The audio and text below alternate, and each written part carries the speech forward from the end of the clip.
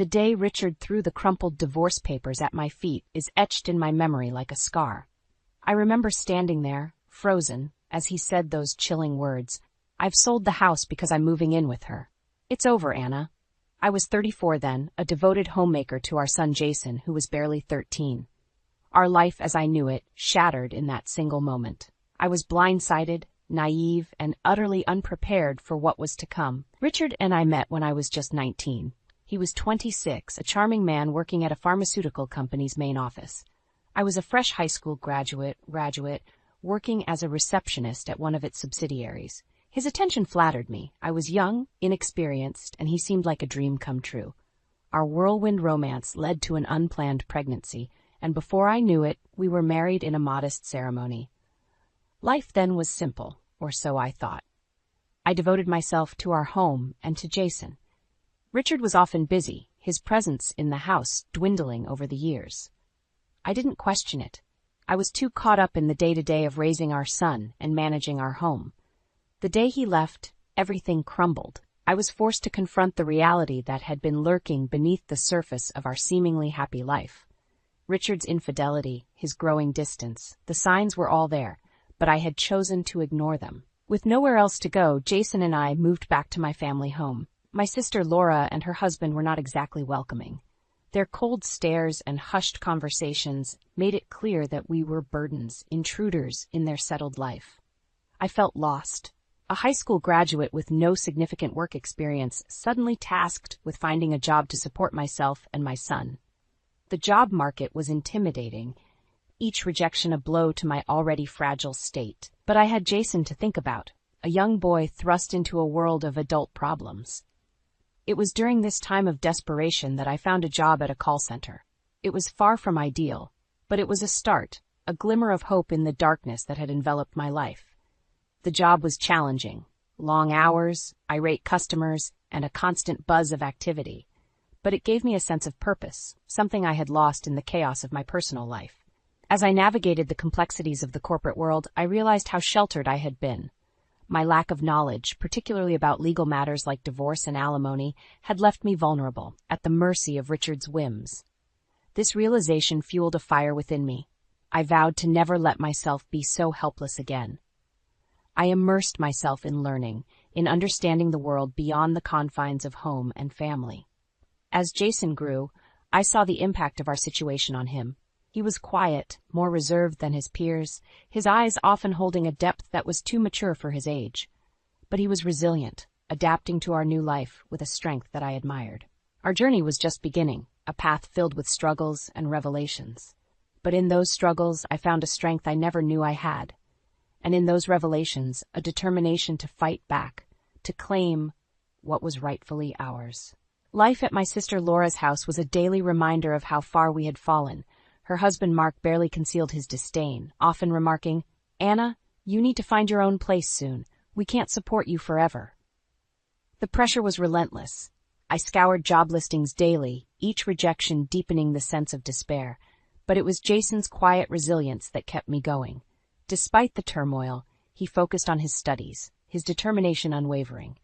One day, I stumbled upon a job opening at a customer service center. It wasn't glamorous, but it was a chance. The interview was nerve-wracking. I sat there, feeling out of place in my outdated suit, my resume embarrassingly thin. "Why do you want this job?" the interviewer asked. I wanted to say, "I have no choice." But instead, I mustered a smile and said, "I'm looking for an opportunity to learn and grow." To my surprise, they offered me the job. It was a contract position, but it was a start. I remember the mixed emotions I felt telling Laura and Mark. Relief, but also a stinging sense of inadequacy. As Mark said, "Finally you can start contributing." The job was challenging. The fast-paced environment, the endless calls, it was overwhelming. But I persevered, driven by the need to provide for Jason and to prove to myself that I could stand on my own. As I settled into the routine, I couldn't help but reflect on my marriage with Richard. How had I been so blind? The late nights, the unexplained absences, the whispered phone calls. I had brushed them off, believing in the illusion of a happy family. But the truth was, Richard had been living a double life, and I was just a convenient facade. This realization was a bitter pill to swallow. It fueled a growing anger within me, an anger towards Richard for his betrayal and towards myself for my naivety. But it was a conversation with a coworker that truly opened my eyes. She was a single mother, like me, but much more informed. As we talked about our experiences, she said something that struck a chord. "Anna, did you get any alimony or child support? You know you're entitled to it, right?" I was stunned. The thought had never crossed my mind. Richard had left us with nothing, and I had just accepted it. I realized then how much I didn't know, how unprepared I was for the real world. Determined to make things right, I began to educate myself. I read books, searched online, anything I could find on divorce and family law. The more I learned, the more I understood the extent of Richard's manipulation. And then one day, I received a call from Jason's school. He had been in a fight. My heart sank as I rushed to the school, fearing the worst. But what I found was not a troubled child, but a young man pushed to his limits. "He called you a gold digger," Jason said, his eyes fiery with anger.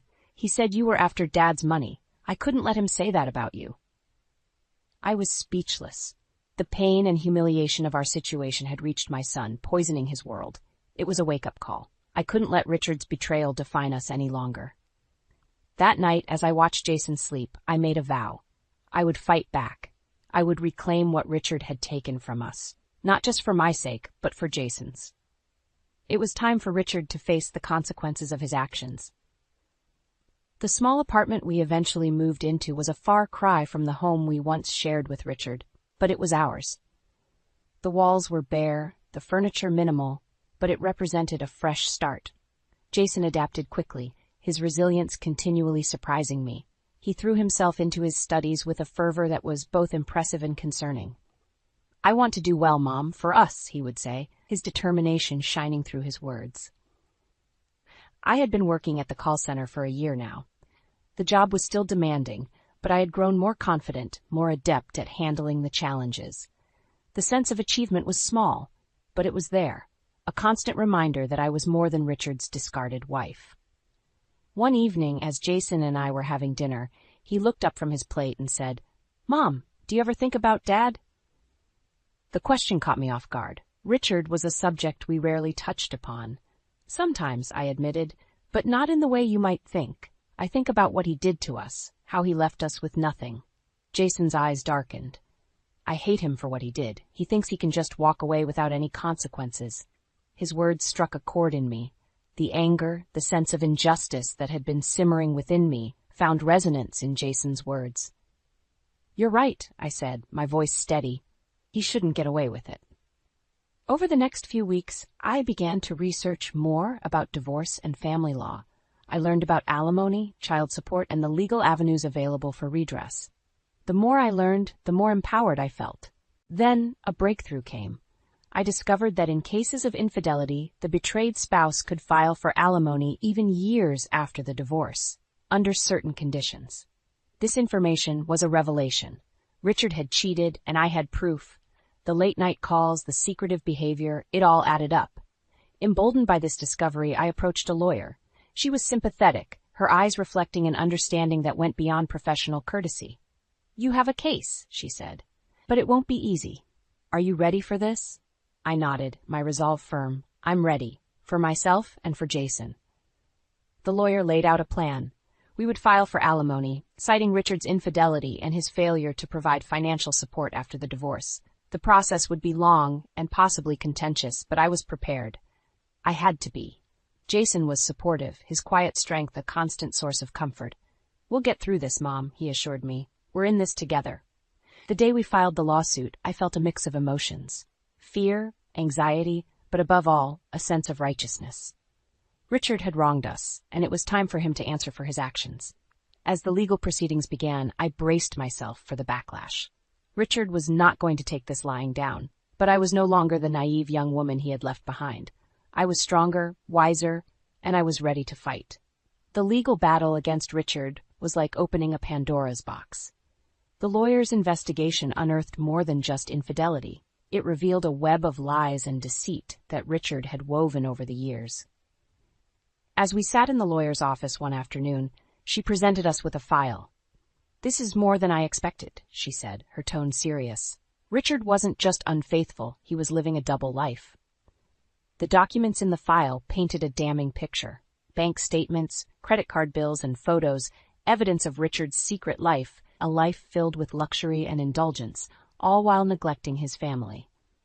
"Look at this," the lawyer pointed to a photograph. It was Richard, looking carefree and happy, with a woman who was not me, his arm wrapped around her. My heart clenched at the sight, but I steeled myself. This was the truth, the reality I had to face. Jason's face hardened as he looked at the evidence. How could he do this?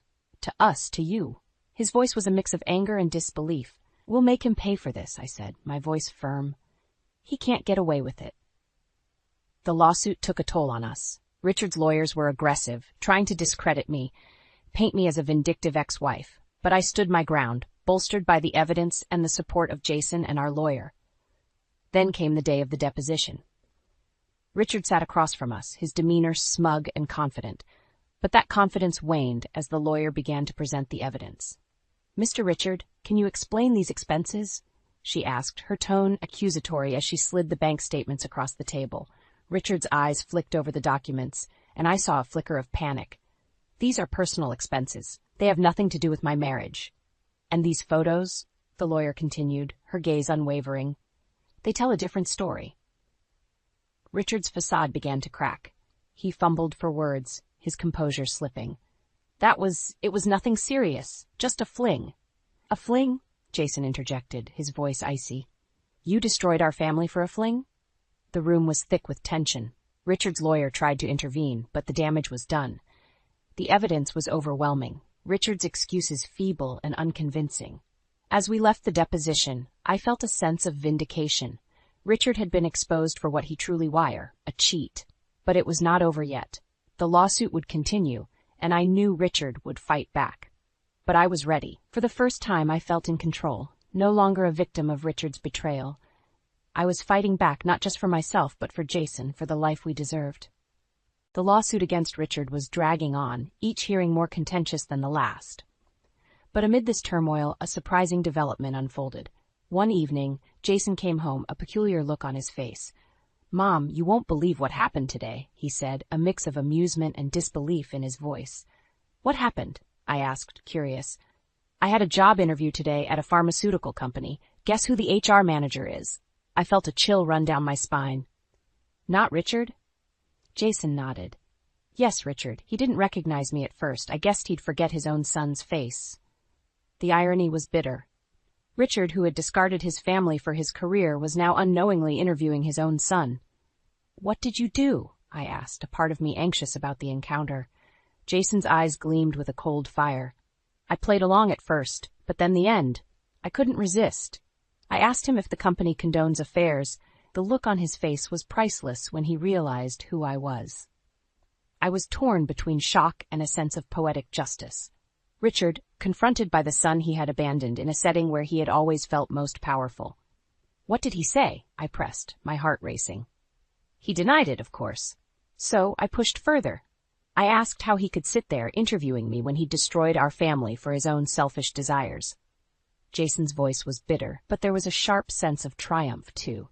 He was speechless. I left him there, stewing in his guilt. The revelation was staggering. Richard, now faced with the consequences of his actions in the most unexpected way. It was a twist of fate that seemed almost too fitting. "But why did you go to that interview?" I asked, still trying to wrap my head around the situation. Jason's response was simple, yet profound. I needed to see him, face to face, to show him that despite everything, he didn't break us. We're still here, and we're fighting back. The aftermath of Jason's encounter with Richard at the job interview sent ripples through our ongoing legal battle. Richard, now aware that his own son stood against him, became increasingly desperate in his defense. Our lawyer, Miss Carter, called us for a strategy meeting. "Richard's lawyers are pushing for a settlement," she informed us as we sat in her office. "But given the evidence in Jason's testimony, I think we can push for more. What do you want to do?" I looked at Jason, seeking his opinion. His jaw was set, his determination clear. "We go all the way," he said firmly. "He needs to be held accountable, not just financially, but morally, too." Miss Carter nodded, her expression resolute. "Good. Then let's prepare for the next hearing. It's going to be a tough one, but we have the truth on our side. The hearing was indeed challenging. Richard's lawyer tried to paint a picture of a remorseful man who had simply made a mistake. But Miss Carter was relentless, presenting evidence of Richard's deceit and his neglect of his family responsibilities. Richard himself took the stand, his demeanor a mix of defiance and feigned contrition. "I regret the pain I caused my family," he said, his voice lacking genuine remorse. "But I believe the settlement offered is fair and just." His words rang hollow, and I felt a surge of anger. How could he stand there playing the victim after all he had done? It was then that Jason spoke up. "Fair and just?" he challenged, his voice steady but filled with emotion. "Was it fair to abandon your family? To lie and cheat while we struggled to make ends meet?" The courtroom fell silent, the weight of Jason's words hanging in the air. Richard looked at his son, a flicker of something, guilt perhaps, crossing his face. But it was too late for regrets. The judge, after deliberation, ruled in our favor. The settlement was significantly more than what Richard had offered, a tangible acknowledgement of the harm he had caused. As we left the courthouse, a sense of vindication filled me. It wasn't just about the money, it was about justice, about holding Richard accountable for his actions. "We did it, Mom," Jason said, a hint of a smile on his lips. "We finally made him pay." The legal victory over Richard was more than just a win in court. It was a reclaiming of our dignity and a step towards healing. But the story didn't end there. The consequences of Richard's actions started to unravel his life, both professionally and personally. One evening, a few weeks after the trial, I received a call from an old acquaintance who worked at the same pharmaceutical company as Richard. "Anna, have you heard about Richard?" she asked, her voice tinged with a mix of shock and gossip. "No. What happened?" I inquired, a sense of curiosity mixed with apprehension. "He's been demoted," she revealed. "After your lawsuit, the company did their own investigation. Turns out he was using company resources for his personal affairs. They've transferred him to a remote factory, practically a career death sentence." I sat in stunned silence. Richard, once the rising star of his company, now faced the repercussions of his actions in the most fitting way. His career, the one thing he had valued over us, was crumbling. Jason listened quietly as I shared the news. "Good," he said simply, but his eyes reflected a deeper sense of satisfaction. "He's getting what he deserves." But the retribution didn't stop there. Richard's social circle, once a tight-knit group of colleagues and friends, started to distance themselves. His reputation, tarnished by the lawsuit and the company investigation, became a liability. I heard from various sources about Richard's fall from grace, how he had to sell his apartment to cover the settlement and legal fees, how his second wife, the woman he left us for, struggled to adjust to their new, diminished lifestyle. It was a harsh reality, but one that Richard had brought upon himself. His choices, driven by selfishness and deceit, had led to his undoing. As I reflected on these developments, I realized that this was not just about revenge. It was about justice, about the universe righting a wrong. Richard, who had once seemed untouchable, was now facing the consequences of his actions. Jason and I talked about it one evening, the discussion more reflective than vengeful. "Do you feel sorry for him?" Jason asked, his voice neutral. I paused, considering the question. "No," I finally said, "but I do feel a sense of closure. It's as if a chapter has finally ended, allowing us to start anew." Jason nodded in agreement. "Yeah, it's time to move on, to focus on our lives." The chapter closes with Anna and Jason looking towards the future, the weight of the past slowly lifting from their shoulders. They had faced adversity and emerged stronger, ready to embrace the next chapter of their lives. With the legal battle behind us, and Richard facing the consequences of his actions, a new sense of freedom enveloped our lives. It was as if we had been released from a dark cloud that had loomed over us for years. Our small apartment, once a symbol of our struggle, began to feel more like home. We redecorated, making it a reflection of our new beginning. The walls, once bare, were now adorned with artwork, and the shelves filled with books and memories. Jason, now more relaxed and focused, was excelling in his studies. His previous resolve, born out of anger and a desire for justice, had transformed into a genuine passion for learning. "I'm thinking of applying for a research internship this summer," he told me one evening, his eyes alight with excitement. "That's wonderful, Jason," I said, feeling a surge of pride. "You've worked so hard for this." Our conversations had shifted from the past to the future, from what we had endured to what we hoped to achieve. We talked about travel, about the places we wanted to see, and the experiences we wanted to have. One day, as we sat sipping coffee in our newly decorated living room, I brought up a topic that had been on my mind. "Jason, have you thought about dating? Meeting someone special?" He chuckled, a bit embarrassed. "I've been so focused on school and everything else. But yeah, I think I'm ready to start dating." I smiled, happy to see him considering a normal, happy aspect of life. After everything we had been through, it felt like a victory in itself. As for me, I had grown in my role at the call center, taking on more responsibilities and even mentoring new employees. The job that had once been a necessity had become a source of fulfillment. One evening, as we were having dinner, Jason looked up from his plate and said, "Mom, I've been thinking. We should invite Grandma to come and live with us. She's been alone since Grandpa passed, and I think she'd like it here." The suggestion warmed my heart. "I think that's a great idea, Jason. She's always been there for us. It would be nice to have her close." Our lives had taken a turn towards peace and contentment. With Grandma now living with us, our home felt fuller, brimming with laughter and stories from the past. Her presence brought a sense of completeness, a connection to our roots that we had long missed. One evening, as we sat together, Grandma shared stories of her youth, of the challenges she had faced and overcome. "Life is a tapestry of experiences," she said, her eyes reflecting the wisdom of her years. "Some parts are dark and difficult, while others are bright and joyful, but together they make a beautiful picture." Her words resonated with me. Our journey had been tumultuous, marked by pain and struggle, but it had also been a journey of growth and resilience. We had emerged from the darkness, not unscathed, but stronger and wiser. Jason, now more confident and driven, had become an embodiment of that resilience. His academic pursuits were flourishing, and he had even started dating someone he met at university. Seeing him so happy and fulfilled filled me with an indescribable joy. As for me, I had found a sense of purpose beyond the call center. I started volunteering at a local community center, helping other women who had faced similar challenges. Sharing my story and lending a listening ear brought a sense of fulfillment that I had never known before. One night, as Jason and I sat on our balcony, looking up at the stars, a sense of calm enveloped us. "Mom, do you ever think about Dad anymore?" he asked, his voice gentle. I paused, considering the question. "Sometimes," I admitted, "but not in anger or resentment. I think about how far we've come since then, how he was a part of our story but not the defining part." Jason nodded in understanding. "Yeah, I feel the same. He's just a chapter in our past." We sat in silence for a moment, each lost in our thoughts. The journey we had been on was not one we had chosen, but it was one that had shaped us in ways we could never have imagined.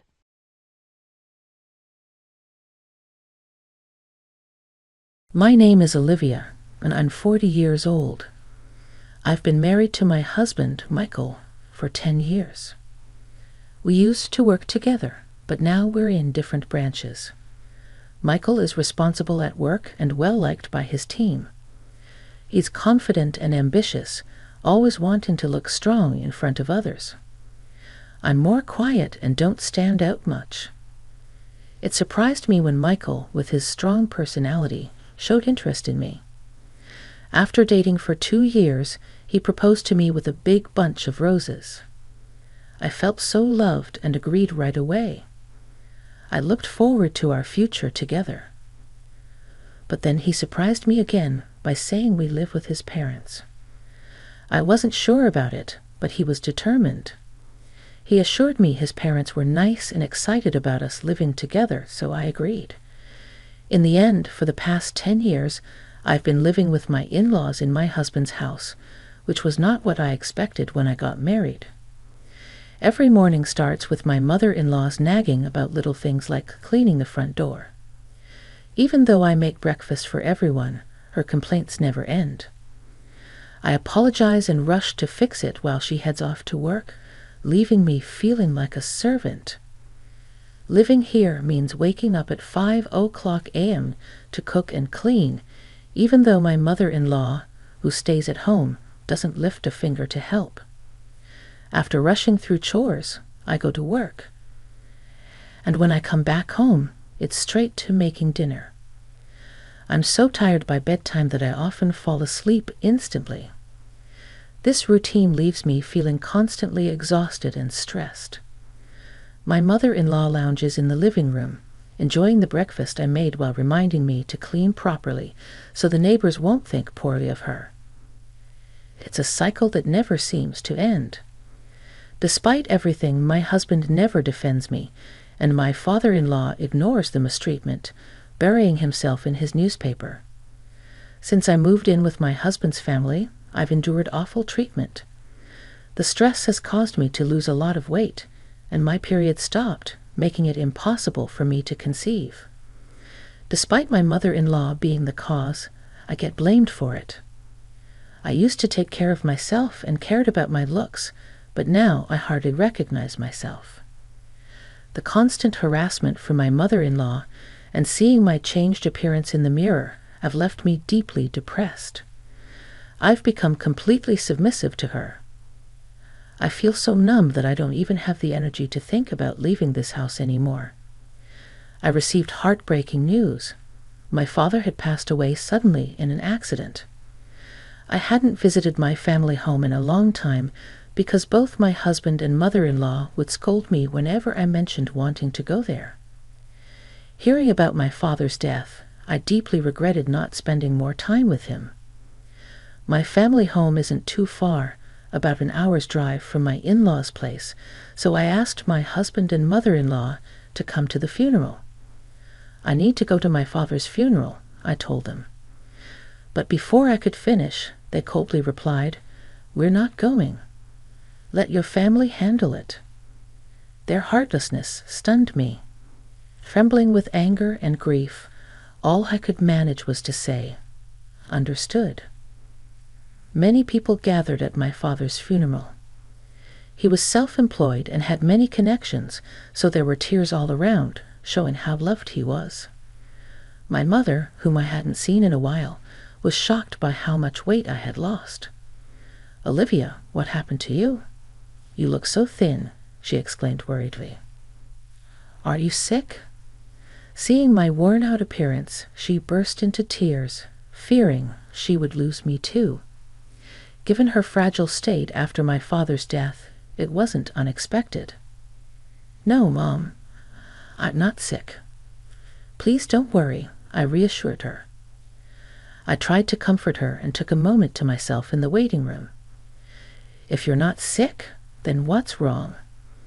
My mother's concern prompted me to reflect on my interactions with my husband and mother-in-law. Their lack of comfort or support even during my father's death fueled my anger. I decided to confide in my mother about the challenges I face living with my in-laws. Actually, I've been dealing with what feels like bullying from my mother-in-law. It's really taking a toll on me, I admitted, feeling down. My mother's expression turned worried as she looked at me. "I'm glad you're not sick, but this news doesn't ease my mind. Is that why you haven't been visiting me?" she asked. "Yes," I nodded, confirming her suspicion. My mother handed me a piece of paper and said, "Take a look at this for yourself, then think carefully about what to do next." When I looked at the paper, I realized it was my father's will. He was always meticulous, so he had prepared one just in case. The one mentioned inheritance. "It says I inherit $2 million. I murmured in shock at the large sum. Suddenly, I felt a glimmer of hope. With this, I could build my own house and leave my in-laws' place right away, I thought excitedly. Thanks to the inheritance from my father, things started looking up for me. Back at my in-laws' place, I continued with the household chores as usual. But on days when I had plans, the house tended to get messier since there was no one else to clean up. As I quietly went about my tasks, my mind kept drifting to the $2 million I had inherited. Despite my strained relationship with my mother-in-law, I still wanted to stay with my husband, Michael. So one night, after his parents had gone to bed, and it was just the two of us, I decided to have an honest conversation about the inheritance and leaving the in-laws' home. There's something I want to talk about," I began, trying to break the silence. Michael looked at me expectantly, waiting for me to continue. "Yeah, about my father. Actually, I've come into an inheritance." I said of how much Michael asked. "Well, it's $2 million, I replied. Michael's face lit up with excitement. "He left you that much? That's generous." But about how to use this money, he trailed off, indicating he wanted to discuss our options. I was about to bring up the main topic, feeling relieved that Michael seemed to be in a good mood, but before I could speak, he suggested something outrageous. "We need to transfer that money to my mom's bank account right away," he said. I couldn't believe what I was hearing. It was so absurd that I thought he must be joking. Now, why would we do that? "The inheritance is mine, so it wouldn't be right to give it to your mom," I laughed, hoping he was just teasing. Michael slammed the table in anger. "What are you talking about? A wife's money belongs to her mother-in-law." His words were so absurd that I couldn't believe he was serious. His expression was stern, and it sent a chill down my spine. "I'm sorry, but I don't understand what you're saying. All I wanted to do was suggest building a house for us to live together." I tried to explain, but Michael wouldn't let me speak. He insisted on claiming my inheritance for his mother. That night, I couldn't sleep well because of the shock. The next morning, while I was making breakfast, both Michael and my mother-in-law approached me with angry expressions. "Olivia, I heard about it. You inherited $2 million and you won't give it to me. Who do you think you are?" My mother-in-law exclaimed, adding to my distress. My mother-in-law had already heard of the inheritance from Michael. "But I'm the one who inherited it," I protested. "Stop arguing and transfer it to my parents' account now. A daughter-in-law's money is our money." Their determination to claim the inheritance by any means was clear. No matter how much I resisted, they continued to blame me. Realizing my resistance was futile, I fell silent. That's when Michael showed me a piece of paper. "You're getting carried away because you've come into some money. I'm the one who's been supporting you. If you don't change your attitude, it's divorce," he said threateningly. The paper turned out to be a divorce form. "I've already signed it. Take this and go back to your parents' house. If you apologize properly, I might reconsider the divorce," Michael said, his tone firm as I received the divorce form with Michael's part fully filled in. Memories flooded my mind. I realized that I had never received any financial support in this house. I had been contributing equally to the living expenses, and all the household chores fell on my shoulders. Despite my efforts, they had always treated me poorly. Now they were even attempting to take my father's money. Feeling pressure to give up my father's inheritance if I stayed, being told to leave actually felt like an opportunity. Holding the divorce papers, I realized that the decision about my future was mine to make. I vowed to never surrender my father's legacy, and I made up my mind. After finishing work that day, I returned home. "I'm home. Welcome back." My mother greeted me with a warm smile. Despite my exhaustion, a home-cooked meal awaited me on the table. It had been so long since I had eaten a meal made by someone else. With each bite of the delicious food, tears of gratitude welled up in my eyes. "Did you tell your husband about the inheritance?" my mother asked. "Yes, and it caused quite a stir," I replied, recounting everything my husband and mother-in-law had said to me. My mother was speechless at the shocking revelation. "The inheritance belongs to you, and only you should decide your future," she comforted me gently as I cried. After being cared for at my parents' home for a week, I made the decision to return to my in-laws' house. Well, I'm heading back now. Take care, I said confidently, no longer afraid to face the challenges there. With a renewed sense of strength, I went back to my in-laws' house. Finally, Becca, have you reflected on your behavior? As soon as I returned, my husband and mother-in-law confronted me with stern expressions and crossed arms. Yes, I apologize. Please allow me to stay in this house again. I offered a shallow apology. My mother-in-law's face lit up with anticipation. Well then, hand over the inheritance quickly, she demanded. Actually, the inheritance process is taking longer than expected. I haven't received it yet. It's a complex procedure, so it might take another 6 months or so, I explained. 6 months? That long? My mother-in-law's disappointment was evident. Well, fine, she reluctantly accepted. Both my mother-in-law and husband appeared satisfied, thinking their plan was still on track. I obediently handed over the inheritance as they demanded. However, they kept nagging about me spending a week at my parents' house. You're neglecting your duties as a wife. The house is a mess. Clean it up quickly, they insisted, despite the incredibly messy and unhygienic conditions at my in-laws' house. It was almost impressive how quickly they could make such a mess in just a week. I understood their demands.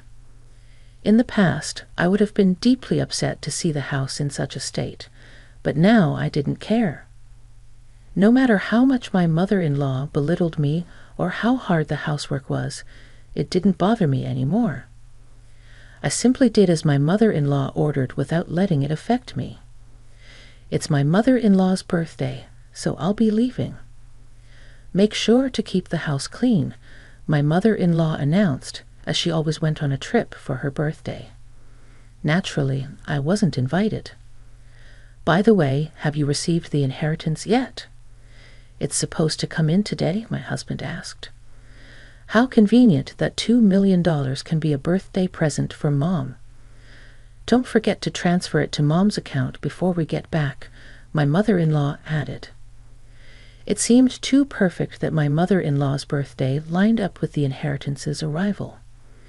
My husband couldn't see through my deception. Without a word, I saw them off with a smile, saying, "Take care." As soon as they were out of sight, I sprang into action, ready to execute my plan that I've been waiting for so long. They'll be in for a surprise when they return from their trip, but I no longer have to concern myself with their reactions. Quickly, I packed my belongings and left my husband's family home behind. Wow, this is incredible, I exclaimed as I moved my things into my new home. Thanks to my father's inheritance, I had been able to build this house. I felt so happy to be living in such a beautiful place and decided to share it with my mother, who lives in my hometown. I felt a deep sense of relief knowing I no longer had to worry about those people sinking into the plush sofa. I felt content. Today was a celebration of my new home with my mother. We even invited a chef to cook for us, and we spent the day indulging in luxury. The next evening, my husband called me, his voice full of frustration. "What the hell is going on?" he demanded, clearly confused by the empty house he returned to. "I won't be coming back there." "Goodbye," I said firmly, trying to end the conversation without further discussion. But my mother-in-law's angry voice came through the phone. "What are you doing? Where are you now?" she demanded to know. "I can't tell you that. You asked me to clean the house, so I packed up my belongings," I replied calmly. "That's not a funny joke. Plus, you didn't transfer the inheritance. How many times do I have to tell you that the daughter-in-law's money is mine?" she shouted. "Ha, I'm single, no," I retorted. Suddenly, my yelling mother-in-law fell silent. "Single?" she echoed. "Well, I'm divorced. I was handed a divorce paper, so I submitted it. I'm a stranger to you now. Goodbye," I said and ended the call abruptly. I couldn't help but laugh, picturing my mother-in-law's stunned face on the other end of the line. I felt a huge sense of relief to be freed from that family. Afterward, I received numerous calls from my ex-husband. When I had some free time, I deliberately answered the phone and ignored the insults from my ex-husband and ex-mother-in-law. I made sure to record all those calls. I decided to seek advice from the police. With those recordings, harassment from an ex-husband is unfortunately common, but it's important to address it before it escalates. Thankfully, the police responded promptly and went to warn my ex-husband's family. For my ex-family-in-law, who valued their public image, just having the police show up was damaging enough. Additionally, a subordinate of my ex-husband who lived in the neighborhood witnessed the police visit. Since my ex-husband was a prominent figure in the company, rumors spread rapidly. Furthermore, colleagues and subordinates who harbored resentment towards my ex-husband began to spread negative gossip about him. Eventually, the rumor made its way to my department. "Did you hear about the police visit?" My colleagues whispered amongst themselves. "I'm divorced now, so I'm not really in the loop," I replied loudly enough for others to hear. The employees eagerly spread the news further. It didn't take long for the rumor to reach my ex-husband's boss. "You've been the subject of a lot of negative rumors, haven't you?" His boss remarked. "What are you talking about?" My ex-husband protested. "I can't tolerate men who don't appreciate their wives. Furthermore, with these damaging rumors circulating, it will tarnish our company's reputation. Therefore, I've decided to transfer you," his boss declared. The transfer order issued to my ex-husband was severe. "Wait, this place is," my ex-husband began, realizing it was a branch office in the least productive region. "There's no entertainment around whatsoever. It's like being on a deserted island." "Do you understand what this means?" his boss continued. Everything my ex-husband had worked for up to that point crumbled, and there was no hope of advancement in the future. Unable to decline the transfer order, my ex-husband had no choice but to relocate to this rural area.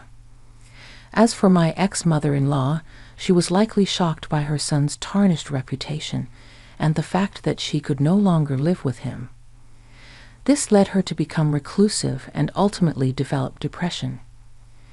There were also concerns about dementia, as she frequently caused disturbances at home. My ex-father-in-law now finds himself in the difficult position of caring for his drastically changed wife. He often remarked, "The challenges faced by my former in-laws could be seen as karma for the harassment they inflicted on me." Now unhappily living with my mother, we've even taken up gardening in our spacious yard. If I had remained in that house, I might never have discovered this wonderful hobby. I thought, embracing this hobby has revitalized me. My body, once worn down by stress, is now healthy again.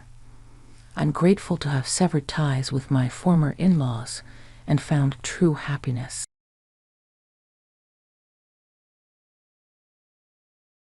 Emily, is Grandpa doing okay? Patricia? Yes, he's doing okay, but not perfectly. It's a bit of a hassle when older people hurt themselves. I wish they would consider how hard it is for us to take care of them. Patricia, that's not a very nice thing to say. It's all right. He's not doing too well anyway. I'm not good at dealing with the needs of older people, but you're used to it, so you'll manage. The other day, my husband's grandpa Michael fell in the garden and hurt his leg. It's not too bad, but he's already 82 years old. Because of his age, we're making sure he stays in bed to avoid making it worse. My mother-in-law won't even go near him, let alone help take care of him. I'm Emily, 30 years old. I got married 3 years ago and live with my husband Daniel's family. My husband used to be my boss at the company where I worked, a company started by his grandpa. When I first joined 8 years ago, my father-in-law was already in charge, and my grandpa-in-law was the chairman. But back then, the grandpa still handled all the big tasks and jobs in the company. 2 years ago, when Grandpa turned 80, He stayed as chairman but gave most of his public duties to my father-in-law. Michael, you've put in a lot of work over the years. Let Christopher handle the company stuff now and take it easy, my mother-in-law said with a smile. But to me, her words sounded kind of sarcastic. Grandpa-in-law can be stubborn, but he's known for being fair and kind. On the other hand, my father-in-law seems a bit immature. He doesn't speak his mind clearly and isn't as reliable as Grandpa. Plus, he always listens to whatever my mother-in-law says. My grandmother-in-law passed away before I met her. My husband and I started dating 3 years after I joined the company. He was leading our team with energy, and he seemed dependable, although a bit too sure of himself. Maybe I felt that way because I lost my dad early and grew up with just my mom. She passed away from illness 2 years ago, so now my in-laws are all I have left in terms of family. Not long after I got married, my mom got sick and needed me to take care of her. So I quit my job to be there for her. My husband's family didn't mind, and it might be because of one thing Grandpa said: it's only right to care for the mother who raised you alone. Don't worry, just take good care of her. Because of that, I could stay with my mom every day for a year without worrying about money until she passed away. My mother-in-law seemed a bit unhappy, but I was really thankful. But ever since Grandpa handed over the company to my father-in-law, things have been changing. People don't listen to Grandpa's ideas as much anymore, and I feel like they're not treating him with the same respect. At first, I thought it was just me imagining things, but seeing how my mother-in-law and husband act, it feels real. My father-in-law doesn't seem to care much, and it's like he's ignoring Grandpa now that he's basically retired. Seeing how my in-laws behave, I can't help but feel angry. Hey Patricia, and you too. Don't you think you're being a bit distant towards Grandpa? What's the problem? Grandpa tries to talk to you, and you barely answer him. You don't even try to help him out. I don't have time to deal with old people. You can take care of Grandpa. You're the one who's free. There's no need to speak like that. Shahan, tired from work. Don't bother me with trivial stuff. This is how it always is. No one listens to what I say, and my grandpa-in-law doesn't speak up to his family about it. Now, I'm the only one who talks to him at home. Grandpa, it's a nice day today. How about we take a short walk outside? Your leg seems to be getting better, and it might be good for your recovery. Thanks, let's go out for a bit. Then we walked to the park together. Many families were there, and children were playing happily. My grandfather-in-law watched them with a smile. Christopher and Daniel, just like those kids, Grandpa. I was so busy with work that I couldn't spend much time with the boys. Maybe that's why I feel like I didn't raise Christopher and Daniel properly, my grandfather-in-law said, sounding a bit sad, almost as if he was speaking to himself. Christopher is my father-in-law, and Daniel is my husband. I think about how we can all be kinder to my grandfather-in-law, but I can't think of a good solution. Then my in-law suggested building a new house for him. This house is more than 50 years old, right? It's poorly laid out and hard to use. Instead of spending money on repairs, it would be better to build a new house in a more convenient location. A new house. Michael is getting older, and while it's good he only got hurt last time, we never know what might happen in the future. So let's make the new house accessible for him, so we won't have trouble if he needs care. That makes sense. We can even put Michael's room in the middle so everyone can easily look after him. Yeah, that sounds like a good plan. All right, it's settled then. Regarding the expenses, if it's a house for all of us, I'll cover it. Talk to Mr. Jones about the finances. Classic Michael. Thank you, we really appreciate it. My mother-in-law said with a happy smile. It seems like they only praise him when they need money. But if everyone takes care of my grandfather-in-law after we move to the new house, I thought there couldn't be anything better. Mr. Jones is the company's legal advisor and also manages my grandfather-in-law's personal finances. My grandfather-in-law likes his honesty and has kept him around for almost 30 years. He's 58 now and the person my grandfather-in-law trusts the most. I've met him a few times and he seems really trustworthy. He's always concerned about my grandfather-in-law's health, and sometimes I feel like he cares for him more like a son than his real sons do. Knowing there are people like him around my grandfather-in-law gets me some comfort. I didn't know exactly what kind of house they were building or where it was going to be, but my mother-in-law seemed really happy, and the three of them were looking at interior design magazines and discussing things, so it seemed like everything was going well. Then something. I expected it to happen. It turned out that my grandfather-in-law had a debt of $1,820,000. Wait, what's this about $1,820,000? My grandfather-in-law had co-signed a loan for a friend's company, but that company ran into trouble, and now the debt fell on my father-in-law. Wait, they're not going to take the house, right? It's still under construction. Since the contract is already done, and like Patricia said, it's in the president's name, so it's okay. My mother-in-law said with relief. Oh, thank goodness. I'm glad things turned up the way I suggested, I said. Hearing that conversation, I realized for the first time that the house was in my father-in-law's name, even though my grandfather-in-law had paid for it. It seemed like something my mother-in-law would do. I also wondered why they didn't consider giving up the house to help pay off the debt. Hey, this debt is Michael's responsibility, not ours, over the company's, right? Well, it was signed under Michael's name. Oh, okay then, no problem. I couldn't see any good in the situation, but since my grandfather-in-law didn't say anything during that conversation, I didn't say anything either. After all, it's not an amount of money I could handle. Then, a few days later, my grandfather-in-law's behavior started to change slowly. Grandpa, what do you want for lunch? Who are you calling Grandpa? I'm only 50. You have no right to call me that? Huh, sorry, Emily, right. At first, I thought he was just lost in his thoughts, but when it kept happening, I started to feel worried. Patricia, where's my food? What are you doing? Grandpa, I'm Emily.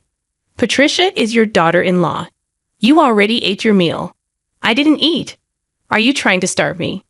I started to wonder if my grandfather-in-law's behavior change was triggered by the huge debt, and maybe the fact that none of his family members were trying to help him made it even harder for him.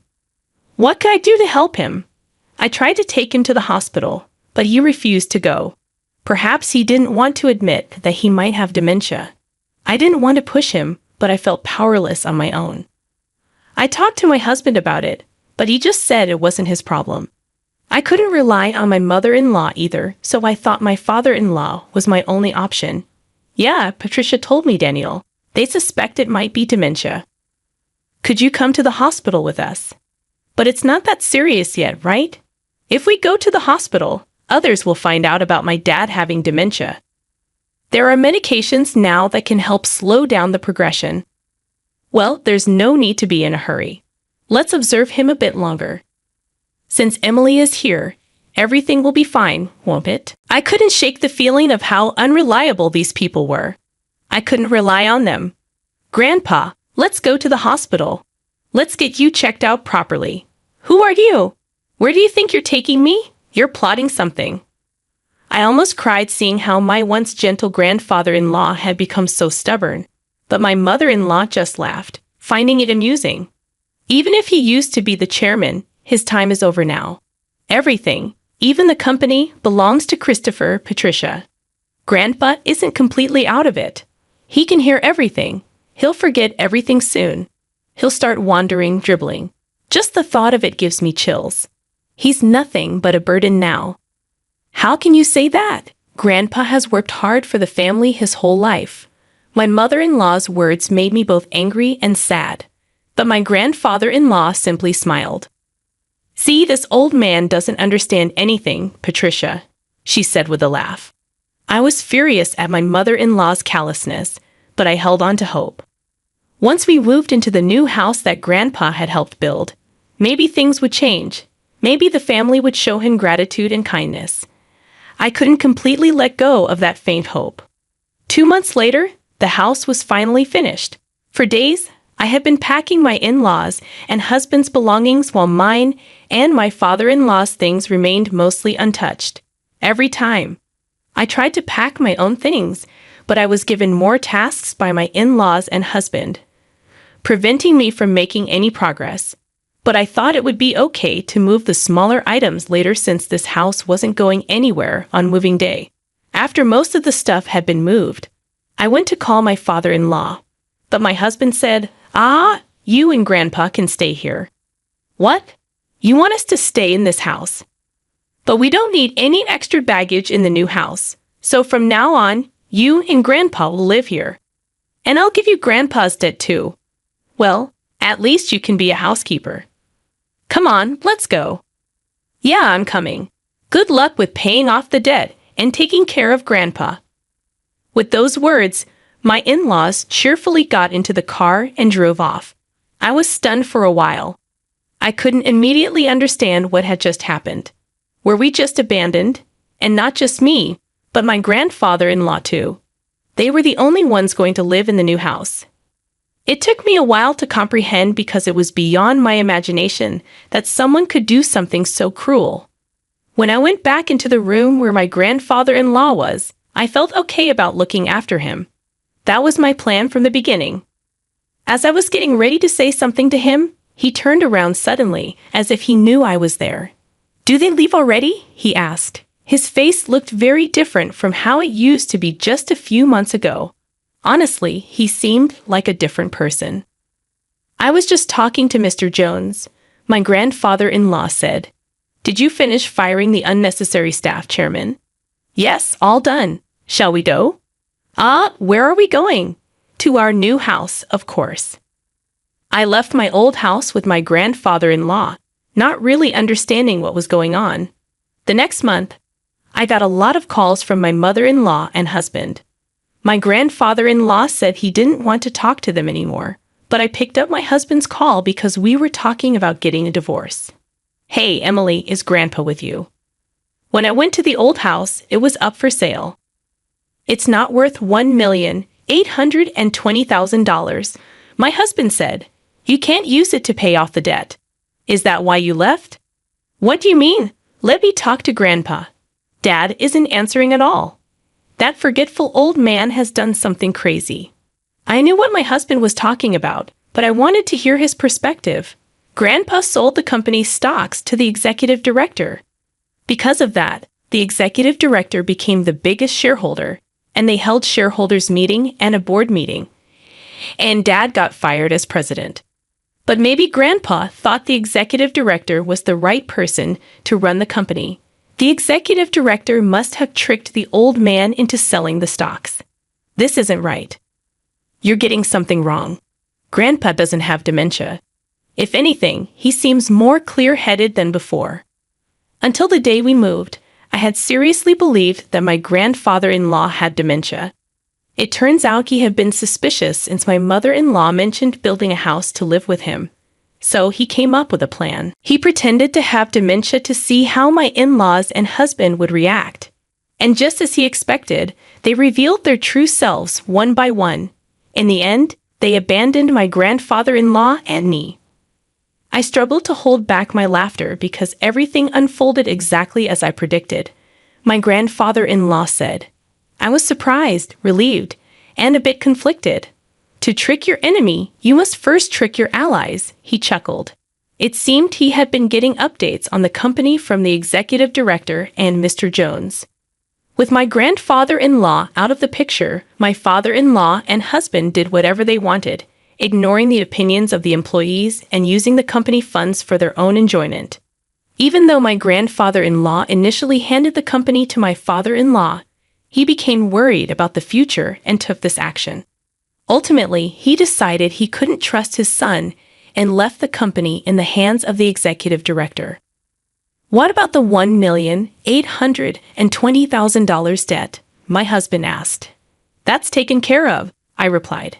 It turned out my grandfather-in-law had guaranteed a loan for a friend's dad, but he had personal assets that covered it and more.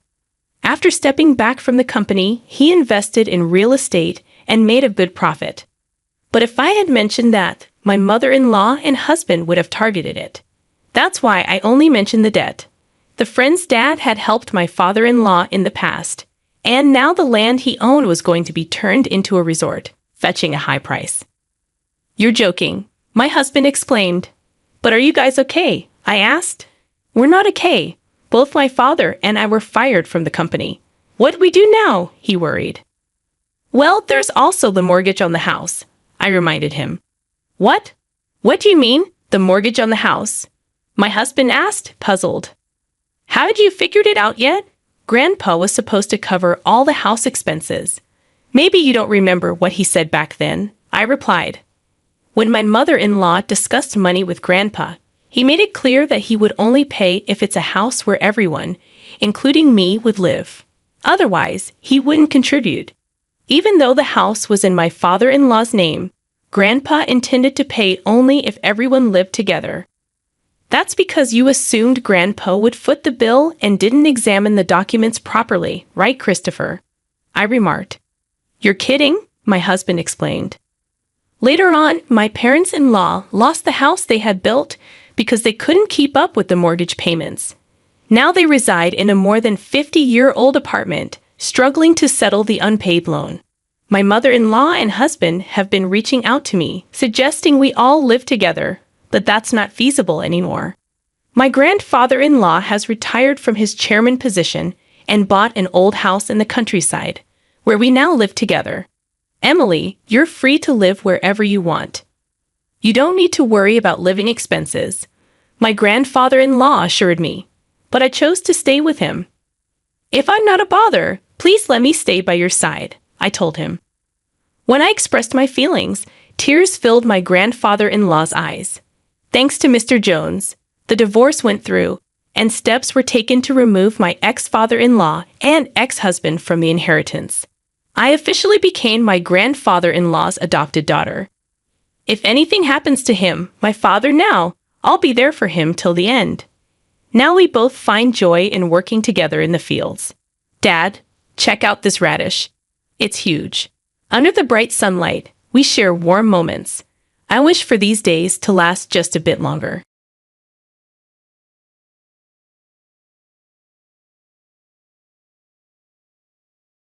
In the quaint Midwestern town where I, Alina Martinez, lived, life had a rhythm as predictable as the ticking of an old clock.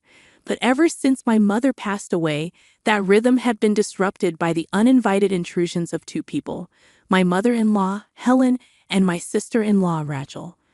They had a knack for appearing at my doorstep just when I craved solitude the most. "You know, Alina, it's quite rude to keep us waiting at the door," Helen would say with a tone dripping with passive aggression. I could see Rachel smirking beside her, her eyes scanning my living room like a hawk. "Sorry, I wasn't expecting anyone," I'd reply, my voice strained with forced politeness. Their visits had become a dreaded routine. Each time they arrived, they expected to be entertained and catered to as if they were royalty, and I a mere servant in my own house. "We're just here to keep you company, dear. You must be so lonely without your children," Helen would chide, settling herself comfortably on my couch. Rachel would follow suit, lounging as if she owned the place. And then would come the most irksome part. "Alina, why don't you order us some steaks?" "We can't have our visit without a proper meal," Rachel would suggest, her voice sweet yet commanding. "But it's almost 4 p.m., I would protest weakly. Helen would wave her hand dismissively. "Nonsense, dear. It's never too late for a good meal. And make sure it's from that expensive place downtown. We deserve a treat, don't we, Rachel?" As I begrudgingly placed the order, watching the numbers on the bill climb, I felt a mix of anger and helplessness. These steak dinners were bleeding me dry, yet I couldn't muster the courage to stand up to them. It was a financial strain I could ill afford, but Helen and Rachel seemed oblivious to my plight. What made it worse was my husband Michael's indifference. Whenever I tried to discuss the matter with him, his responses were dismissive at best. "They're family, Alina. It's just a few steaks. Don't make a big deal out of it," Michael would say, avoiding my gaze. "But it's every day, Michael. And it's not just about the money. They're taking advantage of our hospitality," I would argue, my frustration evident. "Alina, they mean well." "You're overreacting," he would conclude. effectively shutting down any further discussion. This pattern continued for 2 long years. 2 years of unannounced visits, expensive meals, and a growing sense of resentment. It felt like I was trapped in a cycle with no escape. But little did I know, the real storm was yet to come. A storm that would change everything. The routine continued, each day blending into the next with Helen and Rachel's unrelenting visits. However, one evening, as the sun dipped below the horizon, casting long shadows across my living room, Michael came home with a look on his face that spelled trouble. "Elena, we need to talk," he said, his voice unusually stern. Sensing the gravity in his tone, I braced myself. "What is it, Michael?" He took a deep breath and, without any preamble, dropped the bombshell. "My parents and Rachel's family are moving in with us next week. You need to clear out your room," he said. I felt the room spin around me. "What, Michael? This is our home. You can't just decide that without discussing it with me." Michael's expression was cold, unyielding. "It's decided, Elena. They need a place to stay, and it's high time we do our part for the family. But where am I supposed to go?" My voice cracked, a mix of disbelief and hurt swelling within me. "You figure it out. Maybe you can stay with a friend," he said dismissively. This was my family home, passed down to me from my parents. To be told I had no place in it was more than just an insult. It was a betrayal of the worst kind. I stood there numb as Michael continued. "You're always complaining about Helen and Rachel. This way you won't have to deal with them anymore." His words were like daggers, each one cutting deeper than the last. I realized then that the man standing before me was not the Michael I had married. He had become a stranger, one who valued his family over his wife. As Michael walked away, leaving me standing alone in the dimly lit room, a fire ignited within me. A fire of anger, yes, but more than that, a determination to stand up for myself. "I'll clear out the house," I said, my voice steady despite the turmoil inside me. "But not in the way you expect." Michael paused, turning back with a smirk. "I thought you'd put up more of a fight, but if you're being sensible for once, that's good." He didn't understand. He couldn't see the resolve that had taken hold in me. For years, I had been the dutiful wife, bending over backward to accommodate his and his family's whims. But not anymore. The next morning, as Michael left for his business trip, I took my first step toward freedom. I picked up the phone and dialed a number I had found the night before. My voice was calm, my instructions clear. "Yes, I'd like to schedule a pickup for all my furniture and appliances," I said, a sense of empowerment growing with each word, "and I need it done before the end of this week." As I hung up the phone, a sense of exhilaration washed over me. It was the beginning of my revenge, a plan meticulously crafted to turn the tables on those who had wronged me. Michael thought he had won, but he was gravely mistaken. The house would be cleared out, yes, but it would be empty for him and his precious family. I was taking back control, one step at a time. The next few days were a whirlwind of activity. I coordinated with movers, arranged for the sale of furniture, and secretly packed my personal belongings. Every item that held sentimental value to me was carefully boxed up, ready to be transported to my new temporary refuge, my son's apartment in the city. As the movers worked, the house began to echo with the emptiness of its soon-to-be barren rooms. Each piece of furniture that left the house felt like shedding a layer of the life I had built here, but with it, a weight lifted off my shoulders. The day before Michael's return, the house stood empty, a hollow shell of its former warmth. I took one last look around, memories flashing through my mind. Laughter, tears, moments cherished, and now left behind. But this was no time for nostalgia. It was time for retribution. I left a note on the barren kitchen counter. Its words succinct. "Michael, as per your request, I have cleared out the house. Good luck with your new living arrangements, Elena." With that, I turned my back on the life I had known and headed to the city, a mix of apprehension and excitement for what lay ahead. Upon arriving at my son's apartment, his welcome was warm but tinged with concern. "Mom, are you sure about this?" he asked, his brow furrowed. I've never been more certain, I replied, my resolve unwavering. That evening, as anticipated, my phone rang. It was Michael, his voice a cocktail of confusion and rage. Alina, what the hell have you done? The house is empty. Yes, Michael, you said to clear out my room. I took it to mean the entire house, I responded coolly. That's not what I meant, and you know it. Where are you? What about all our stuff? He demanded. I've taken what's mine. The rest is for you to figure out, I said, a sense of satisfaction creeping into my voice. You can't do this to me, to us. Michael's voice cracked with desperation. Funny, I thought the same when you decided to kick me out of my own house, I retorted. The line went silent for a moment before Michael hung up. I knew this was just the beginning, but it was a start. A start to taking back my life and dignity. Sitting in the quiet of my son's apartment, I realized this was more than just revenge. It was a statement. A statement that I was no longer the Alina who would be walked over and disregarded. This was a new chapter, one where I would be the author of my own story. The next morning, the gray light of dawn filtered through the curtains of my son's apartment, bringing with it a sense of anticipation. My phone rang, the caller ID flashing Michael's name. I answered, bracing myself for the onslaught. Alina, you've got to come back. This is madness. Michael's voice was a mix of anger and disbelief. I'm not coming back, Michael. You made it clear I wasn't wanted, I replied, my voice steady. You can't just sell all our things and leave. What about us? What about our marriage? The desperation in his voice was palpable. Us? Our marriage? I scoffed. That ended when you chose your family over me in my own home. There was silence on the other end. I knew I had hit a nerve. It was then that I revealed the full extent of my actions. Also, Michael, I've started the process of selling the house. As you so eloquently put it, it doesn't matter who it originally belonged to. You can't do that, Alina. It's my home too. His voice was rising in panic now. Not anymore, Michael. And since you're so concerned about family, I'm sure Helen and Rachel can help you find a new place. The line went dead. I knew this wasn't the end of it, but for the first time in years, I felt in control of my destiny. Later that day, Rachel called, her voice dripping with venom.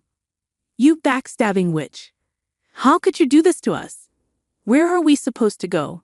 The same place you expected me to go, I replied coldly. You and Helen were so eager to take over my home. I'm sure you can figure something out. You'll pay for this, Alina. You think you're so clever, but you're nothing without us. Rachel hissed before hanging up. Their threats and pleas continued over the next few days, but I remained resolute. I had spent too many years being manipulated and undermined. It was time they faced the consequences of their actions. As I started my new job in the city, a sense of liberation enveloped me.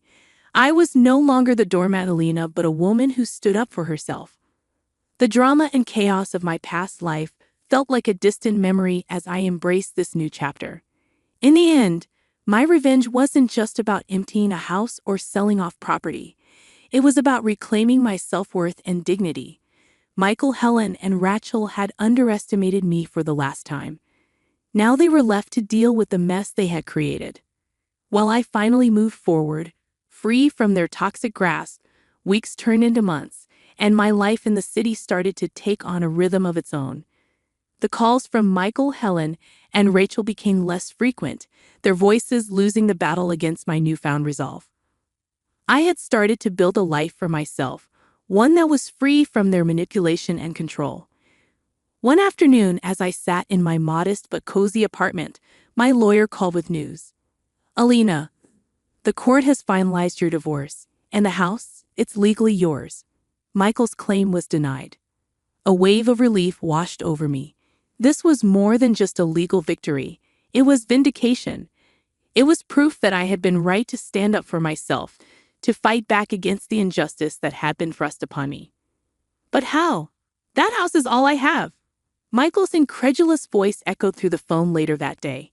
You made your choices, Michael. You chose your family over your wife. Now you live with those choices, I said, the finality in my voice mirroring the closure I felt inside. But, Alina, where will I go? I have nothing, he pleaded. That's not my concern anymore, Michael. You should have thought of that before, I replied before hanging up. In the weeks that followed, rumors reached me through friends still living in my hometown. Michael, Helen, and Rachel had been forced to move into a rundown apartment on the outskirts of town. Their once comfortable lives had become a daily struggle, a stark contrast to the luxury they had once taken for granted. I heard about Helen and Rachel's constant bickering, their relationship strained under the weight of their new reality. Michael, it seemed, had taken to gambling, hoping to win back some of their lost fortune, but only sinking deeper into despair. These stories, once a source of pain, now seemed distant, almost foreign. I had moved on, building a life that was mine and mine alone. My job in the city was fulfilling, and my evenings were spent exploring my newfound freedom. One day, as I walked through the bustling city streets, I bumped into Anthony, a friend from my hometown who had also moved to the city. We shared our stories, finding solace in our mutual experiences. Alina, it's incredible how much you've changed. You're like a completely different person, Anthony said, admiration in his eyes. I had to change, Anthony. It was the only way to save myself, I replied, a smile playing on my lips. As we talked, I realized that Anthony and I had more in common than our past. We both had been through trials that had shaped us, made us stronger, and in that strength, we found a connection. Life had taken me on a journey I never expected. I have faced my fears, stood up to those who had wronged me, and come out stronger on the other side. My story was one of transformation, of a woman who reclaimed her life from the ashes of her past. And as I looked ahead, I knew that whatever the future held, I was ready for it. With my head held high and my spirit unbroken, I stepped forward into my new life, a life where I was the author of my own destiny.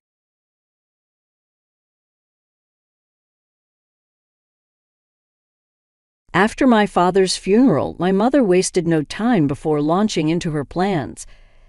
I'm going to take all of Dad's $184,000 inheritance now that caregiving is over. You're useless to me, haha. Please leave right now, she said, her words cutting sharply. I couldn't believe she'd say something so callous right after the funeral. She seemed utterly hopeless. But I had already prepared for this moment long before my father's passing. With a confident smile, I replied, "Thank you. I've been waiting for this. My name is Susan, and I'm 28 years old, still living in my parents' house. My father was the light in my life, always there for me despite his busy schedule. He ran a company but always made time for family dinners and my school events. His kindness meant the world to me. My mother, on the other hand, was a different story. She never showed much affection, especially when I was young. Living with my paternal grandparents under the same roof didn't make things easier. My mother often vented her frustrations when my father or grandparents weren't around, directing her anger towards me. My grandmother, though kind on the surface, had her moments of cruelty, especially towards my mother. She would often make hurtful remarks reflecting disappointment in not having a boy to carry on the family legacy.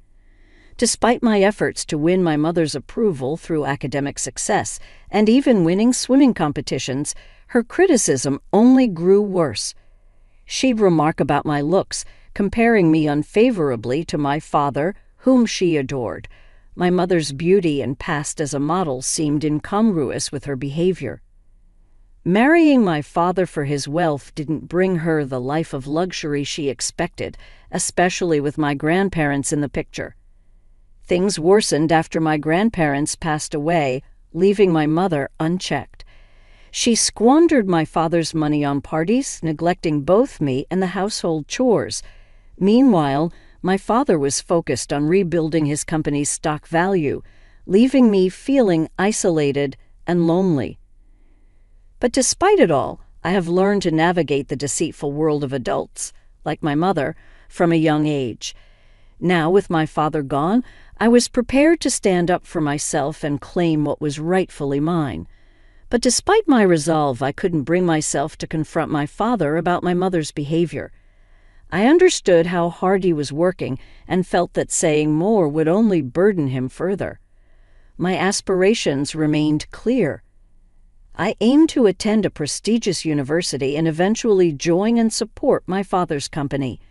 In my dreams, I even envisioned taking over the business someday.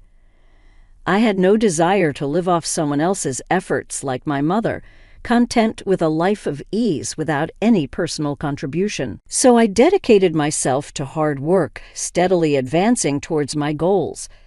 As my father's business stabilized, he was thrilled to hear about my ambitions to join him. He allowed me to intern at his company during my 3rd year of university. The employees were patient and kind, teaching me the intricacies of the business. After graduation, I officially joined the company as a full-time employee. Meanwhile, my relationship with my mother remained distant. I found solace in my work, immersing myself in the challenges of the corporate world. Despite being more strict and commanding in the office, my father always showed me kindness and concern, switching effortlessly between the roles of boss and father. As the years passed, I continued to thrive in my role within the company. However, life took a sudden turn when my father suffered a severe leg injury in an accident. He required extensive caregiving, and I couldn't trust anyone but myself to provide it. Reluctantly, I returned home to care for him, setting aside my feelings towards my mother for the sake of my father's well-being.